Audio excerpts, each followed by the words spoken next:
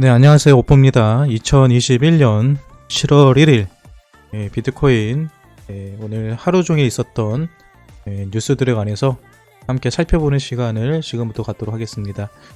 오늘 첫 번째 보실 기사는요. 먼저 어저께 나왔던 기사입니다. 어저께가 아니라 화요일날 나왔던 기사네요. 테라울프에서 비트메인에서 엔트마이너 채굴기를 3만 대를 구매 예약했다라는 기사를 볼 수 있었죠. 근데 오늘 또 이런 기사가 또 났어요. 어떤 기사냐면요. 북미 최대 채굴 기업 4,400만 달러 규모의 채굴 장비를 매입했다. 북미 최대 암호화폐 채굴 기업 헌트팔이 4,400만 달러 규모의 채굴 장비 구매 계획을 체결했다고 밝혔다. 이로써 연말까지 11,090대의 채굴 장비가 추가 배치될 예정이다. 이런 것을 봤을 때 제가 이거를 왜 얘기했냐면요. 현재 이 채굴장 많은 기업들이요. 채굴 기계에 많은 투자를 하고 있다는 얘기입니다. 채굴을 한다는 소리는 그 코인을 확보하기 위해서 노력을 기울이고 있다는 얘기고요. 그만큼의 수익 창출이 되기 때문에 이렇게 투자를 하고 있다는 얘기거든요. 채굴장이 활성화되고 많은 사람들이 채굴을 할 때 그 코인의 가치는 항상 상승하는 경우가 있었습니다. 불장 때마다 우리가 그래픽카드 가격이 폭등하는 것을 볼 수 있었죠. 최근에 이처럼 많은 채굴 업자들이 새롭게 채굴 사업을 진행하기 위해서 더 많은 물량의 채굴기를 매입하고 있다라는 점을 이해하시기 바랍니다. 그리고 월스트리트 저널 지면에 비트코인 전면 광고 게재가 나왔습니다. 실제로 비트코인 이렇게 지면 광고로 광고 나온 게 봤는데요. 이게 제가 왜 중요하다 생각을 했냐면요. 원래 비트코인 관련된 광고는요 금지되어 있었습니다. 심지어 페이스북에서도 관련된 광고가 금지될 정도로 비트코인에 대해서 좋지 않은 시선이 있었는데 이제는 지면에서 광고가 나올 정도로 많은 사람들에게 긍정적인 투자처로 이렇게 알려지고 있다라는 것에 대해서 저는 긍정적인 뉴스를 봤기 때문에 오늘 가지고 와봤습니다. 다음 뉴스 볼까요? 영국 디지털 뱅킹 서비스에서 폴카닷 지원을 시작했대요. 이제 은행 이용자들이 현재 레볼루트에서 폴카닷을 거래할 수 있대요. 여러분, 거래소가 아니라 은행에서 거래를 할 수 있다는 거죠. 제가 조금 전에 폴카닷 차트를 봤는데요. 제가 폴카닷 차트 괜찮다고 말씀드렸죠. 제가 봤을 때는 이런 것들이 지금 당장 어떤 호재로서 가격에 방향이 되지 않지만 분명히 폴카닷이 조금 상승이 나오게 된다면 이런 것들을 근거로 사람들이 호재 이유로 삼을 가능성이 큽니다. 그래서 조금 전에 올라온 기사거든요. 이런 기사들 잘 알고 계시면요. 나중에 투자하시는데 분명히 도움이 돼요. 외시, 소로스 펀드, 비트코인 등 암호화폐 거래 참여. 소로스 펀드 매니지먼트의 최고 책임자인 피츠 패트릭이 비트코인 등 암호화폐 거래 참여에 내부적으로 승인했다고 더 스트리트가 내부 관계자를 인용해 보도했다. 저는 사실 소로스 펀드가 잘 모르겠어요. 뭐 하는 펀드인지 한번 검색을 해보려고 하다가 검색을 못했는데 상당히 큰 규모의 자금을 사용하고 있는 펀드인 것 같습니다. 근데 앞으로 비트코인에 참여한다 라는 것을, 비트코인 펀드를 참여한다는 것을 봤을 때 이 시장이 계속 커지고 있다. 다시 말하지만 제가 지금 읽어드리는 기사들은요 오늘 하루 동안에 올라온 기사들입니다. 이런 기사들이요 매일 수도 없이 계속 터져요. 어저께도 있었고 그저께도 있었고 일주일 내내 새로운 펀드들이 계속 비트코인에 거래 참여를 하겠다라는 얘기가 계속 나옵니다. 조지 소로스 750조 투자자라고요. 아무튼 이거 보시고요. 코인베이스 CEO 크립토 앱 스토어 구축 예정. 이게 무슨 얘기냐면요.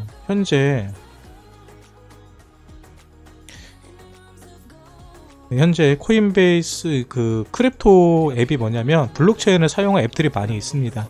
그런데 이런 앱들이 중구난방으로 다 떨어져 있고요. 개발되지 않은 것도 많죠. 그래서 코인베이스 CEO는 이렇게 앱스토어를 만들어 가지고 많은 개발자들이 블록체인을 사용해서 D앱을 만들도록 하는 환경을 만들겠다라고 하는 것입니다. 쉽게 말해서 우리가 애플 웹스토어, 뭐 플레이 앱스토어 이런 것처럼 블록체인 관련된 앱스토어도 코인베이스에서 주도해가지고 만들어 보겠다라는 얘기를 하는 거죠.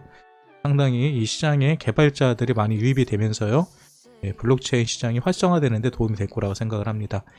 다음 뉴스는요, 이더리움이 2000년 입금 컨트랙트 예치라 600만 ETH 돌파. 이게 뭐냐면요, 요거 관련된 제가 별도의 기사도 있었는데 그거를 아까 전에 다 날려가지고 지금 첨부해드리지 못하는데요. 아시는 것처럼 이 이더리움 같은 경우는 POW, 현재 그래픽카드 이용한 채굴로서 이 이더리움이 배포가 되고 있죠. 근데 이더리움 2.0이 되면요, 이제 POW가 아니라 POS, 지분 증명이 돼가지고 이더리움을 가지고 있는 사람들이 그 이더리움을 스테이킹, 즉 예치를 하면 거기에 따른 보상을 주는 제도로 바뀐다는 겁니다. 다시 말해서 더 이상 이더리움은 채굴을 통해서 얻을 수가 없다는 얘기예요. 그런데 여기서 이 총 60, 100, 1000만, 10만, 100, 600만 개의 이더리움이요, 바로 이러한 스테이킹 하기 위해서 참여를 했다는 얘기고요. 또 요거는 뭐냐면 어떤 거 얘기하냐면 그 노드를 운영합니다. 쉽게 말해서 그 채굴을 했을 때는 그 컴퓨터 하나하나가 다 노드가 되거든요. 블록체인을 운영하는 하나의 노드가 되는 건데, 이 이더리움 2.0이 되면요, 그 노드는 하나의 계좌 하나하나가 노드가 됩니다. 근데 이 기준이 제가 알기로는 이더리움의 32개를 맡기면요, 노드 운영을 할 수 있게 자격이 주어지거든요. 그런데 이 많은 사람 600만 개 이상의 이더리움이 예치를 함으로써 노드가 엄청나게 많이 생겼겠죠. 그럼 노드가 생기면 어떤 혜택이 있느냐? 여러분이 이 관점에 관해서 이해하기 어려울지 모르겠지만, 이 노드 자체가 하나하나의 증명입니다. 쉽게 말해서 내가 비트코인을 통해서 어떤 계약을 나눴다.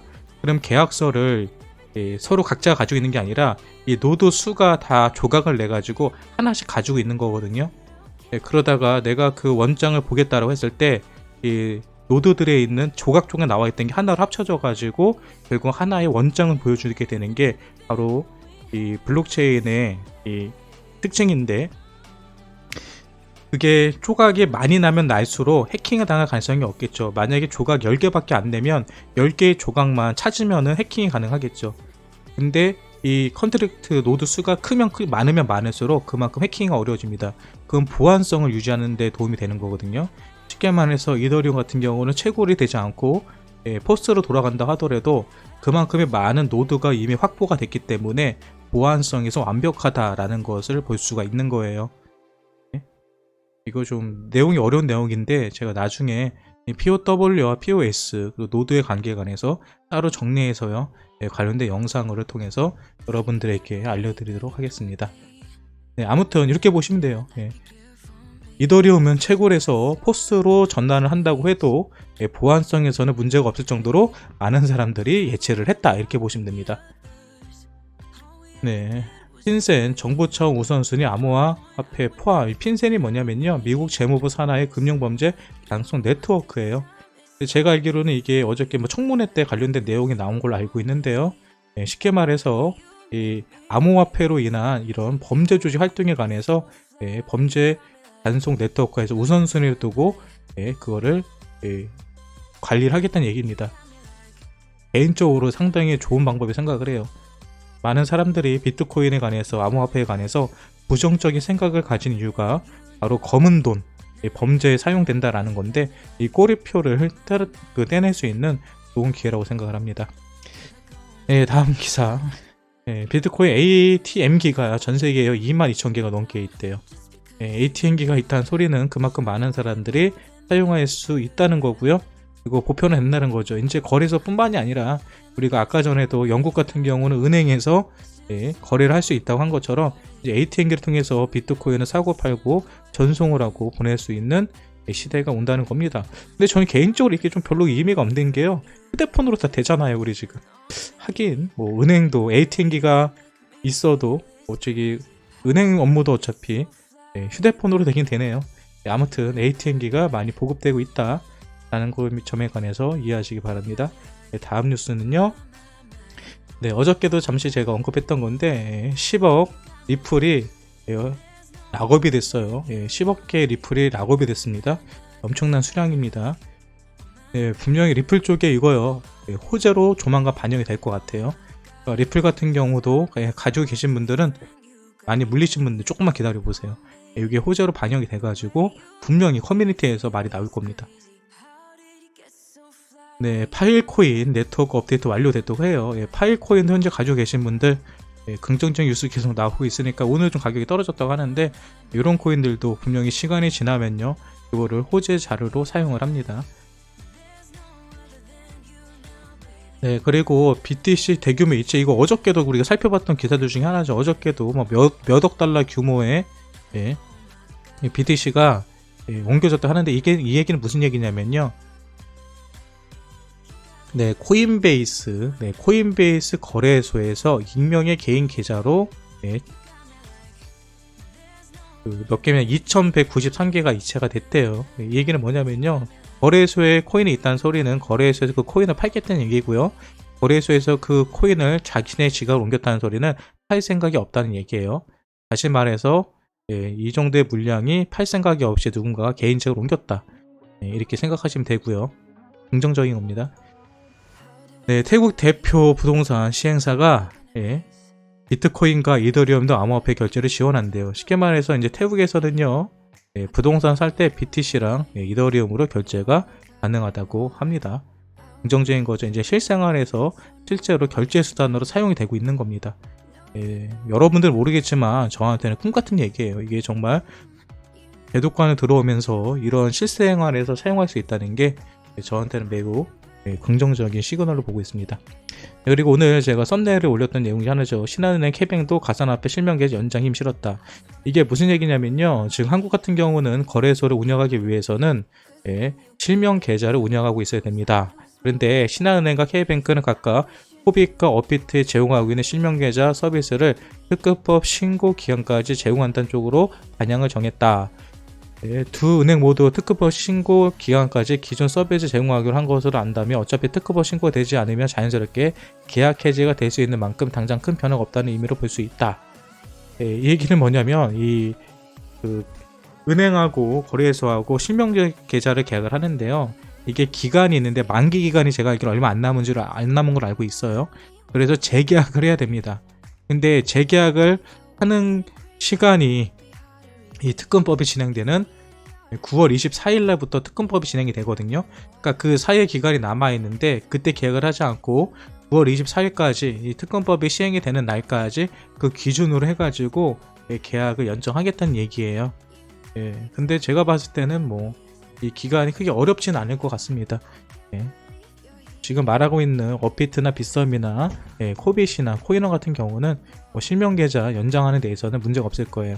만약에 이게 연장이 안 되면 여러분들 정말 난리가 나는 겁니다. 이 4대 거래소에 가입되어 있는 수많은 사람들이 더 이상 그 거래소 거래를 못하고요.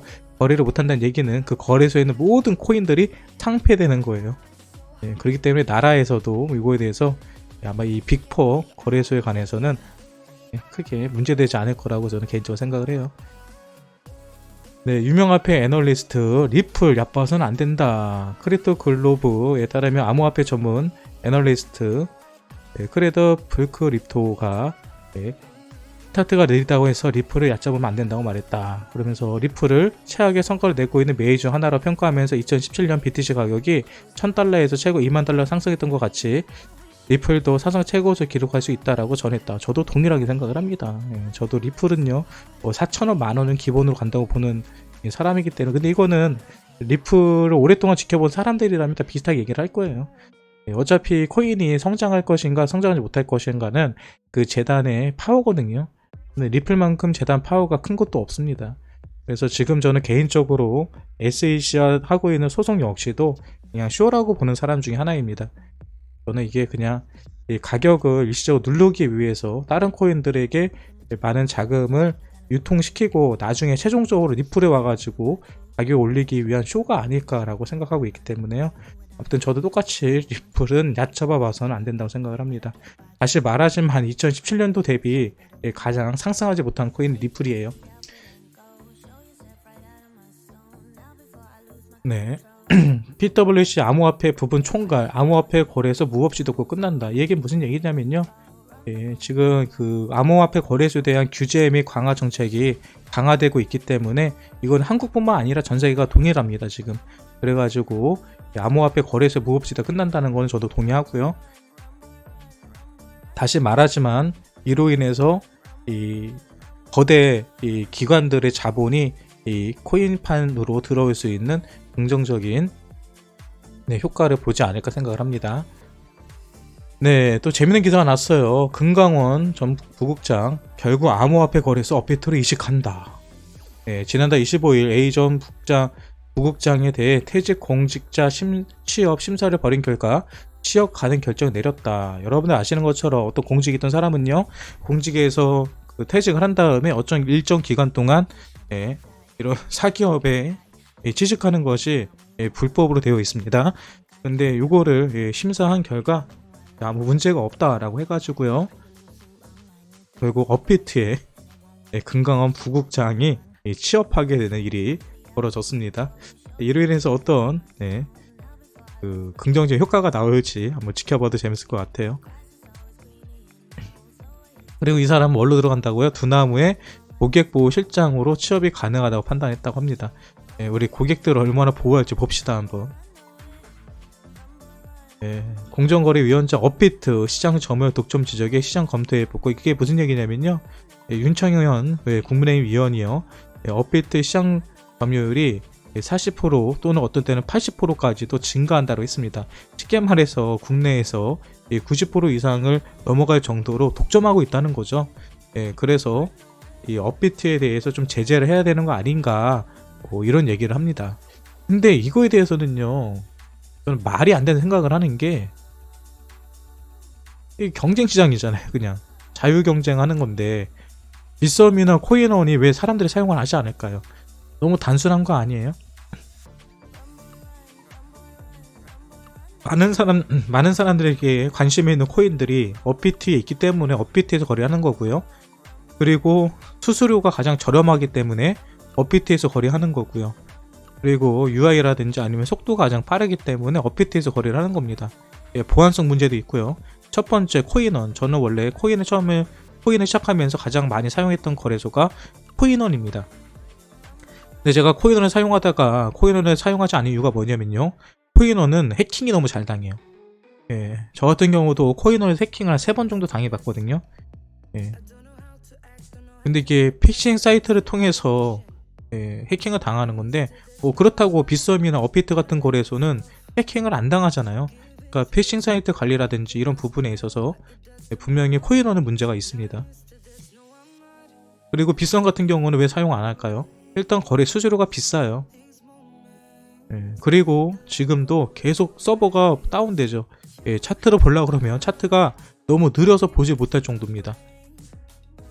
그러니까 이거는 업비트가 독점을 하는 게 아니라 경쟁 업체들의 본인들의 경쟁력이 없는 거예요. 이거는 제가 봤을 때 뭔 소린가 라는 생각을 해봤습니다. 다음 뉴스 볼게요. 은성수 코인 자금 세탁 1차 책임의 은행 면책 요구 들은 바 없다. 이게 무슨 얘기냐면요, 제가 얼마 전에도 뉴스를 통해서 보여드렸죠. 은행들에서 이 실명 계좌를 왜 계약을 안 하려고 하느냐, 계좌 만들어주면 자기네들도 더 많이 새로운 신규 계좌도 생기고 좋은 거 아니냐, 이런 얘기를 했죠. 근데 문제는 그 실명 만약에 막 자금 세탁 이런 부분에 있어서 1차 책임 은행에 있다라고 얘기하거든요. 이 얘기가 뭐냐면, 어떤 사고가 난다, 누군가가 범죄 조직에서 자금 세탁을 했다, 그렇게 하면 그 모든 책임은요 거래소가 아니라 은행이 져야 돼요. 근데 은행이 여기 나온 것처럼 신고를 잘못했다가 생기는 페널티가 엄청나기 때문에 은행들이 조심할 수밖에 없는 겁니다. 그러니까 은행들은 새로운 신규 계좌가 생기고 거기서 거래량이 늘어나는 것보다도 그로 인해서 자기네들 나중에 생길지 모르는 어떤 문제점에 관해서 그 리스크가 너무 크기 때문에 실명 계좌 계약을 안 하려고 하는 거거든요. 그래서 은행권에서는 얼마 전에 금강원 쪽에다가 이 코인 자금 세탁 1차 책임을 면책해달라는 거에 대해서 요구했다라고 기사가 떴었거든요. 근데 은성수는 금융위원장은 자기는 그런 거 들은 바 없다라고 오늘 또 얘기를 해버리죠. 이게 뭔 얘기인지 모르겠습니다. 기사가 벌써 제가 알기로 이거 한 일주일 전에 나온 걸로 알고 있거든요. 일주일 전에 난 기사가 지금 와가지고 자기는 들은 바 없다라고 하는데 지금이라도 들었으면 이 부분에 있어서는 어느 정도 면책 조항을 만들어주는 게 맞습니다. 그게 아니면 정말 한국 거래소요 다 망해요. 네. BTC 거래소 공급비율 6개월 내 최저 수준. 이게 무슨 얘기냐면 아까도 말씀드렸던 것처럼 거래소에 비트코인이 유입되는 게 적다는 거예요. 유입이 많이 되면은 유입된 코인들은 매도를 하려고 유입을 하는 거고요. 출금이 되는 거는 매도하지 않기 위해서 개인이 개인적으로 보관하기 위해서 출금하는 거 얘기했죠. 여기도 나오죠. 비트코인 거래소 공급량이 5월 가격 이후 감소세를 보이고 있다며 이러한 현상은 매도 리스크를 낮추는 만큼 투자자들에게 긍정적인 신호로 해석된다. 이거예요. 긍정적인 겁니다. 이해하셨죠? 다음 기사 볼게요. 여러분 지금 제가 준비한 기사 절반 정도밖에 못 봤어요. 힘들어요. 좀 힘드시더라도 여러분께서도 잘 봐주세요. 제가 나름 열심히 준비한 내용들이고 이 내용들만 보시면 비트코인 관련된 오늘 모든 기사 보신 거라고 생각하시면 됩니다. 바이비트 중 암호화폐 전쟁 선포, 펀더멘털 현상이 긍정적. 암호화폐 채굴 및 거래 금지 입장을 재차 표명하며 중국 정부가 최근 암호화폐 전쟁을 선포한 가운데 암호화폐 파상 상품 거래소 바이비트가 중국 당국의 규제 강화는 오히려 비트코인의 펀더멘탈을 강화하는 데 도움이 된다고 진단했다. 이와 관련해 바이비트는 일론 머스크 테슬라 창업자를 필두로 비트코인 채굴 과정에 환경오염 문제가 전 세계로 대두됐으며 이에 정부는 탄소 중립 문제와 대립된다며 암호화폐 채굴에 대한 전면적인 단속을 진행했다. 중국 내에서 발생하는 비트코인 해시레이트는 최근 단속 중에서도 65% 수준의 점유율을 유지하고 있지만 중국 정부의 대대적인 단속으로 5월 들어 중국발 해시레이트가 급감한 것은 사실이다. 채굴자 이탈로 중국 지역에서 헤드레이트가 증가하면서 비트코인의 해시레이트는 점차 회복 수준을 밟을 가능성이 높다고 분석했다. 이 얘기는 무슨 얘기냐면요. 중국에서 계속적으로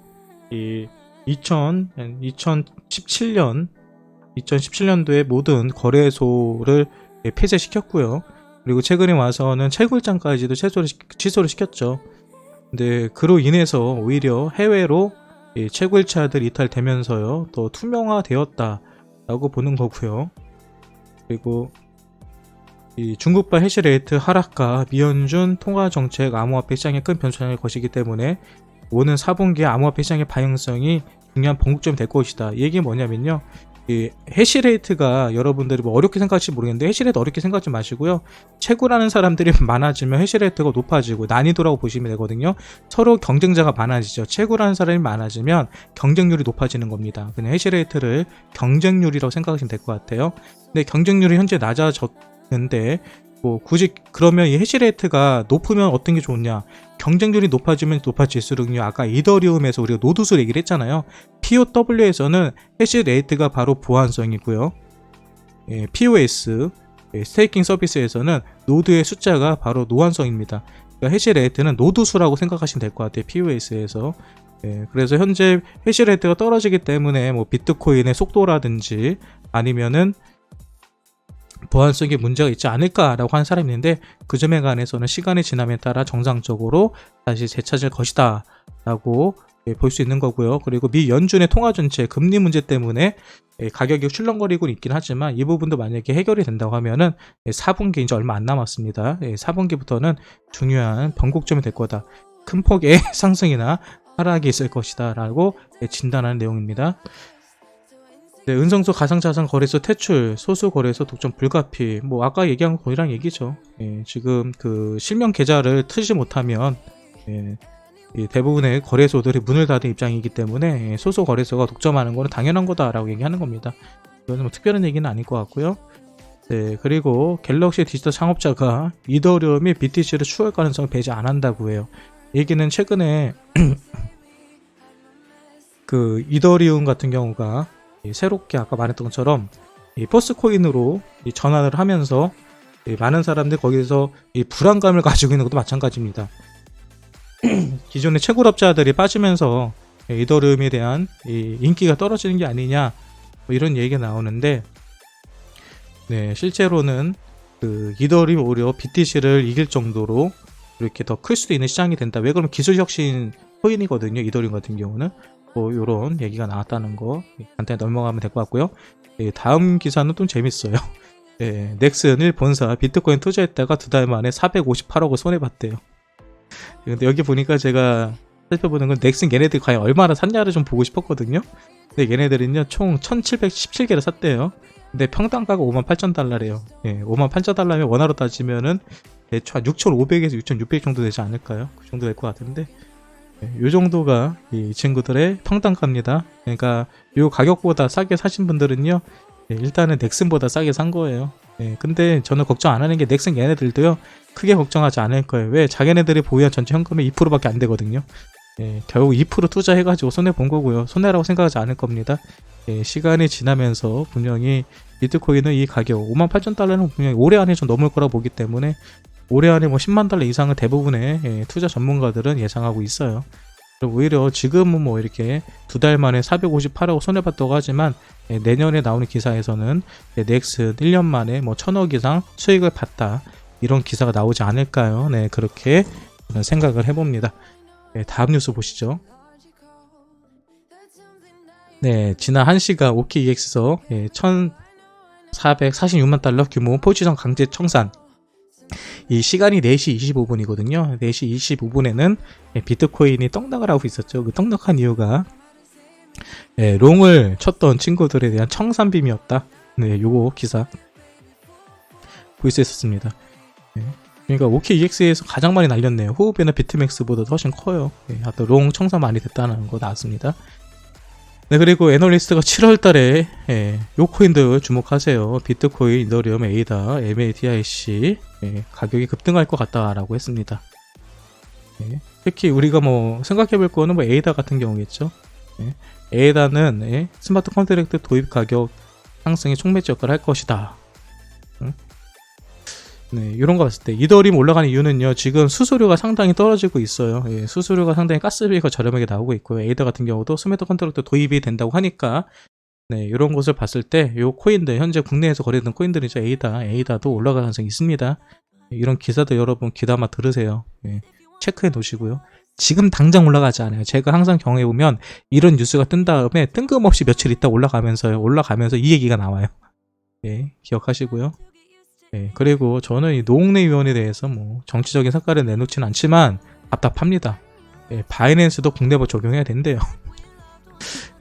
노 의원은 바이낸스는 현재 한국어 서비스도 있을 뿐더러 국내 거래소를 허용되지 않는 암호화폐 선물 거래를 제공하고 있어 많은 내국인들이 거래하는 상황이라며, 내국인 상대 영업을 하고 있음에도 불구하고 세금을 내지 않는 것은 물론 기본적인 투자 보호를 위한 국내법 규정조차 지키지 않는다며, 이는 오히려 국내 거래에 대한 명백한 역차별이라고 말했다. 이어 국내 사무소가 없는 해외 거래소일지 할지라도 내국인 대상 실시간 영업을 하고 있다면 당연히 국내법의 적용 대상이라며, 만약 9월까지 특검법에 따른 신고를 하지 않을 경우 정부 당국은 바이낸스에 대한 즉각 영업 정지를 명령해야 된다 법붙였다. 그러니까 결국은 세금 내라는 소리잖아요. 근데 세금 걷겠다고 이걸 막아 놓으면 그로 인해서 국민들이 얼마나 큰 손해를 보겠습니까? 저는 이거를 보면서도 정말 진짜 코인에 관해서도 몰라도 너무 모르는구나. 코인에는 국적이 없어요. 이거 막는다고 해도 왜 못했겠습니까? 얼마든지 하죠. 국적도 없는데, 바이낸스는 아예 본사도 없는 데인데요. 코인파는 정부 규제가 전국 동일하게 나라대별로 적용되지 않으면요, 규제 자체가 불가능한 시장이에요. 근데 이거를 이런 식으로 하겠다고 한다는 얘기가 저는 무슨 생각인지 모르겠습니다. 일단은요. 네, 갤럭시 디지털 창업자 중국 채굴업체 규제 생태계 긍정적 제한, 뭐 얘기 계속 나오죠. 미국 암호화폐 투자자 갤럭시 디지털의 창업자의 마이크 노보브라츠가 인터뷰에서 비트코인은 중국 당국의 채굴 금지 조치에도 여전히 존재하며 지금까지 다양한 방법으로 생존해 왔다. 채굴자들은 중국을 떠나는 것 생태계 긍정적인 작용할 수 있다고 간증했다. 저도 동일합니다. 심지어 제가 말씀드리잖아요. 지금은 채굴을 금지하는 건데, 채굴 금지하는 거는 그냥 비트코인의 해시레이트에 대해서 하락이 나올 뿐이지 실질적으로 크게 타격이 없는 거거든요. 오히려 2017년도 7월달에서 9월달에 거래소를 폐쇄하는 발표가 나왔을 때 그때가 정말 대박이었죠. 지금은 걱정할 필요가 없습니다. 네, 일론 머스크가 또 오늘 이러고 놀고 있어요. 베이비 도그 계속 이러고 놀고 있어요. 지금 머스크가 심심한가 봅니다. 도지 가지고 계신 분들 이런 거 장난으로 쳐도요 가격이 올라가더라고요. 지켜보세요. 네, 그리고 제가 준비한 거는 NFT 코인이에요. NFT 코인. 많은 분들이 NFT 코인이 뭔지 궁금해 하실 거예요. 계속 NFT 하는데요. NFT는요 그냥 대체 불가 토큰이라고 합니다. 대체 불가 토큰이 뭐냐, 너무 단순해요.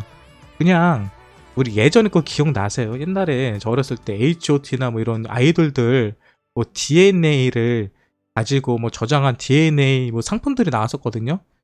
굿즈 같은 경우로.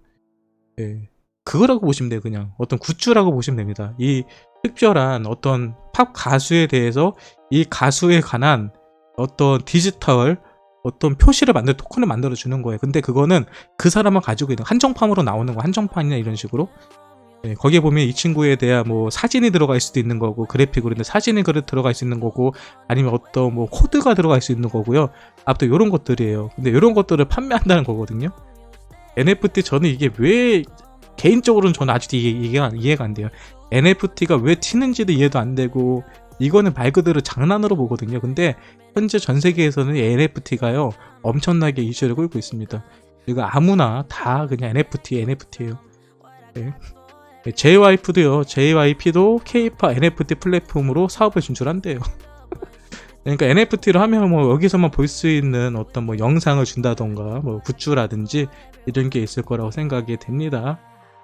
아무튼 여기 보면은 좀 재밌어요. 돈 버는 방법 쉽습니다, 그냥. 또 애니모카 브랜드에서도 또 유명 운동선수 NFT를 판매할 생각이라고 하죠. 아무튼 NFT가 전 세계를 날리고 있어요. 심지어는요 WW 소스코드 있잖아. 이거를요 블록체인화 시켜가지고 NFT로 팔았는데 540만 달러 판매됐대요. 재밌지 않아요?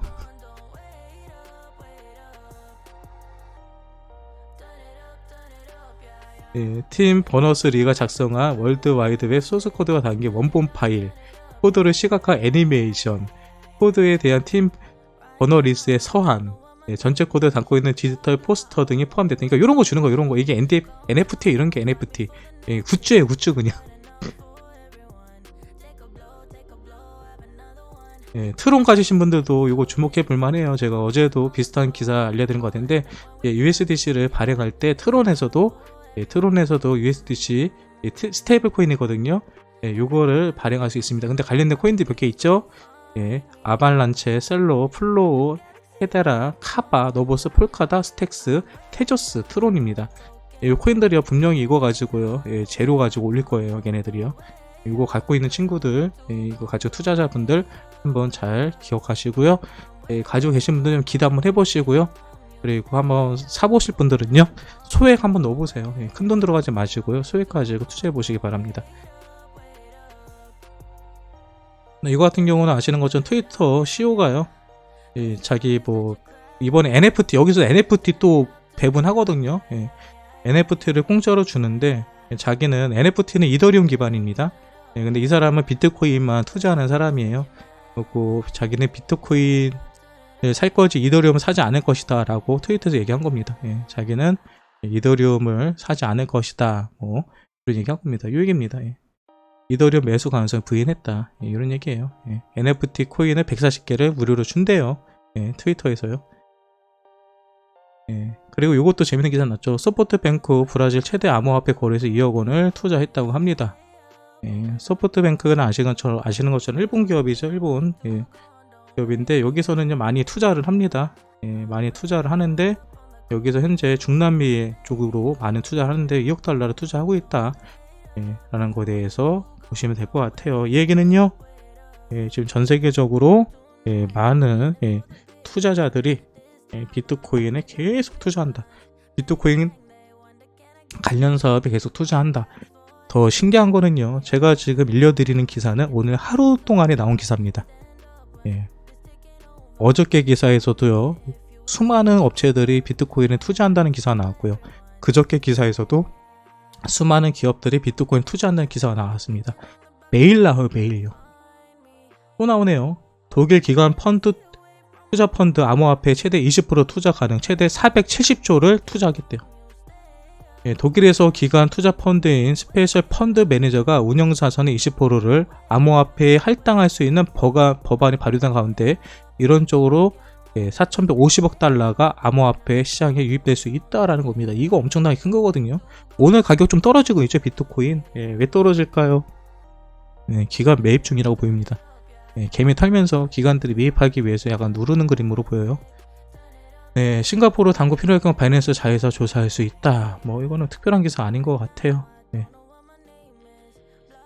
그냥 뭐 깔끔하게 거래소 해갖고 안전한 투자를 받겠다. 뭐 이런 얘기 드리겠죠.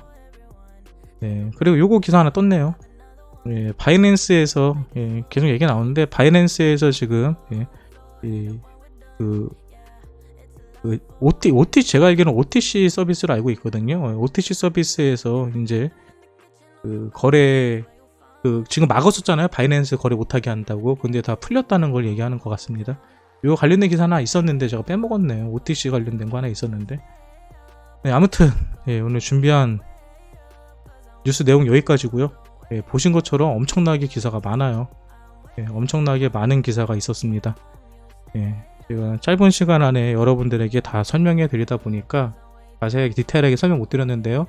이런 비슷한 기사들이 매일매일 나오고 있다 보니까 여러분들도 매일 듣다 보시면은 제가 어떤 얘기 하는지 충분히 이해할 수 있을 거라고 생각을 합니다. 지금까지 오프였고요.